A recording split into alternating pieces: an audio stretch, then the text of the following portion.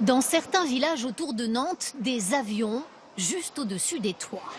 Donc on s'entend plus parler là en fait. Hein. Bah, c'est un peu bruyant, hein, comme dans dessous un aéroport, hein, faut pas rêver. Hein.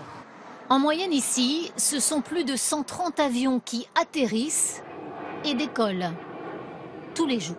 On l'entend bien quand même l'avion là, non? Oui, mais on peut encore discuter, je vous entends. Enfin, moi, il me dérange pas, ça, moi, il me dérange pas.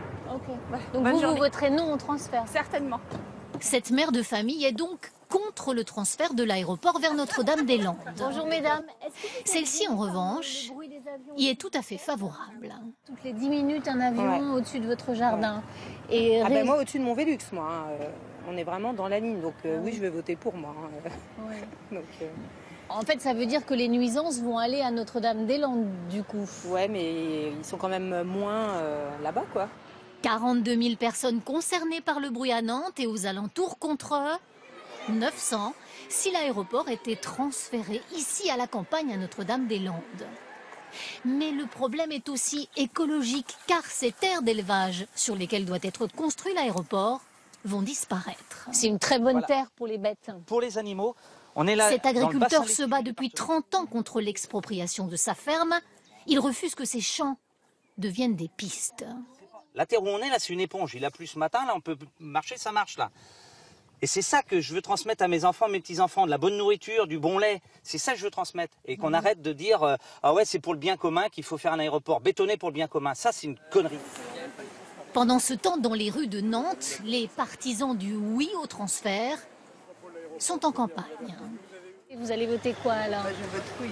Oui? Ah oui, oui, oui. Oui pour le transfert? Oui, pour plein de choses, pour mes petits-enfants, pour l'avenir, pour l'économie. Ça créera combien d'emplois, monsieur? Alors ça créera 3 000 emplois déjà pour le chantier. 3 000 emplois pendant la construction. Pendant la construction. Et après? Et après, justement, ça va libérer des terrains à Nantes Atlantique pour pouvoir favoriser la mise en place d'emplois.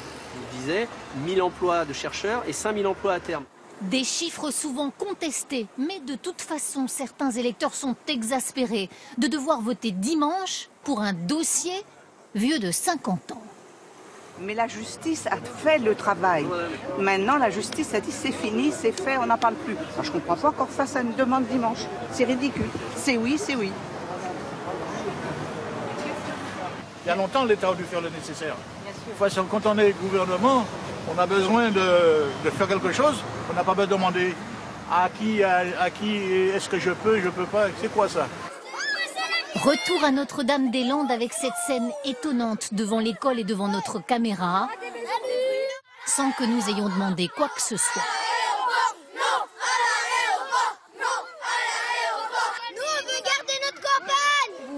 La vie très tranchée des enfants reflète, bien sûr, la conviction de certains parents. On me démontrerait par A plus B effectivement que c'est nécessaire, que ça va développer le pays, que ça va créer des emplois, etc. et que ça ne va pas détruire la faune et la flore.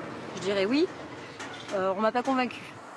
Pas convaincus non plus les fameux zadistes, les occupants de la zone à défendre.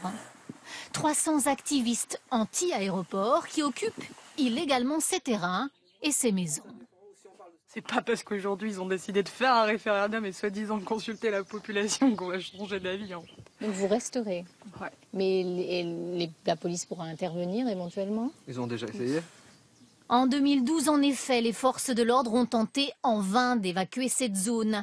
Un monde à part, assez éloigné de la population locale. Eux ne voteront pas dimanche.